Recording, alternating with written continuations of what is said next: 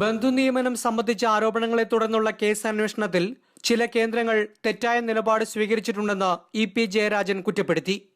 Party വിരുദ്ധ ശക്തികളും മാധ്യമങ്ങളും ആക്രമിച്ചപ്പോൾ ദേശാഭിമാനി സഹായിച്ചില്ലല്ലോ എന്ന ചോദ്യത്തിന് ഇ.പി. ജയരാജന്റെ മറുപടി ഇങ്ങനെ: അത് എൻ്റെ ശ്രദ്ധയിൽ വന്നിട്ടുള്ളൊരു വിഷയമാണ്. എനിക്കും മനസ്സിലാകാത്തൊരു വിഷയമാണത്. ഞാനും അത് എന്തുകൊണ്ട് എന്നുള്ളത് ഞാനും ചിന്തിച്ചുകൊണ്ടിരിക്കുന്ന വിഷയമാണ്. തന്നെ അറിയുന്ന പാർട്ടി പ്രവർത്തകർ ആരോപണങ്ങളൊന്നും വിശ്വസിച്ചിട്ടില്ലെന്നും അദ്ദേഹം പറഞ്ഞു. സർക്കാരിനെയും മുഖ്യമന്ത്രിയും അസ്ഥിരപ്പെടുത്താനുള്ള ശ്രമത്തിന്റെ ഭാഗം കൂടിയായിരുന്നു തനിക്കെതിരായ ആക്രമണം. ലോ അക്കാദമി വിഷയത്തിൽ തർക്കമുണ്ടാക്കേണ്ട കാര്യമില്ലെന്ന് ഇ.പി. ജയരാജൻ പറഞ്ഞു. ഗവൺമെന്റിന് ആകെ എല്ലാറ്റിനെയും കയറി കാടടച്ച് പിടിവെച്ച് തട്ടി നിരപ്പാക്കാനൊന്നും പറ്റില്ല. ഗവൺമെന്റാണ്.